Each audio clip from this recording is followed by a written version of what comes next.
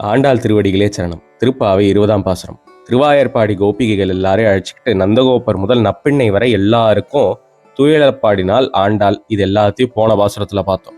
இப்போ ஆண்டாள் கண்ணனம் பெருமானை எழுப்ப போறா. இந்த பாசுரத்துல அதை நம்ம பார்க்கிறோம். 33 அமரருக்கு முன் சென்று.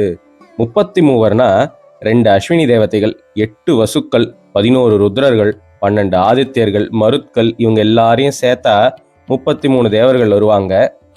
இவங்க எல்லாருக்கும் பத்னி புத்திரர்கள்னு பரிவாரம் இருக்கும். அது எல்லாத்தையும் சேர்த்தா 30 முக்கோடி அப்படின்னு வரும். இந்த இடத்துல கோடினா லட்சம் கோடி அப்படின்னு எண்ணிக்கை கிடையாது, சேர்க்கையில வரக்கூடிய கோடி.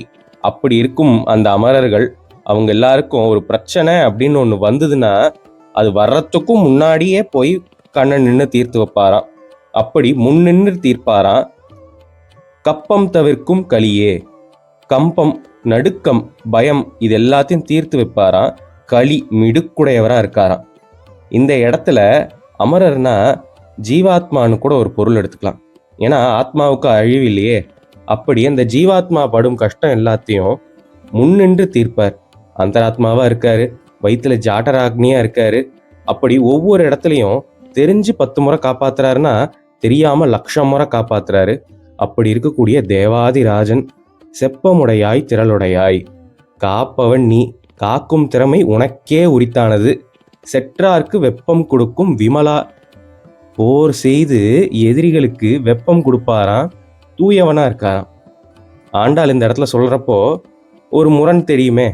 போர் செய்கிறவர் எப்படி தூய்மையா இருக்க முடியும்? ஏன்னா கொல்லும் தொழில் இல்லையா போர். பெருமாள் பண்ணக்கூடிய எல்லா விஷயமுமே கருணையோட வெளிப்பாடு தான். எப்படி இந்த சிம்மாவதாரத்துல இரண்யன் மேல கோவத்தையும் பிரகல்லாதன் மேல ஒரு காருண்யத்தையும் காமிச்சு அவங்கவுங்களுக்கு அனுகிரகம் பண்ணி அவங்கவுங்கள நற்கதிக்கு உயர்த்தினார். அப்படி இருக்கிறதால அவர் விமலன், தூயவன். இப்போ நாச்சியார அழகிய மார்பு, சிவந்த திருவாய், சிறுத்த இடை அப்படின்னு ரூபத்தில் அழகும், குணத்தில் ஒப்பாரில்லாத நங்கையே திருவேன்னு சொல்ற ஆண்டாள். திருங்கிற நாமம் ஸ்ரீங்கிற நாமத்தோட சேரும். ஸ்ரீங்கிற நாமத்தோட அர்த்தம் சேர்த்து வைப்பவள் அப்படின்னு. நம்மளை அவள் மணாளனான கண்ணன் இடத்துல அவளை தவிர்த்து வேற யாரும் அந்த அளவுக்கு சேர்த்து வைக்க முடியாது.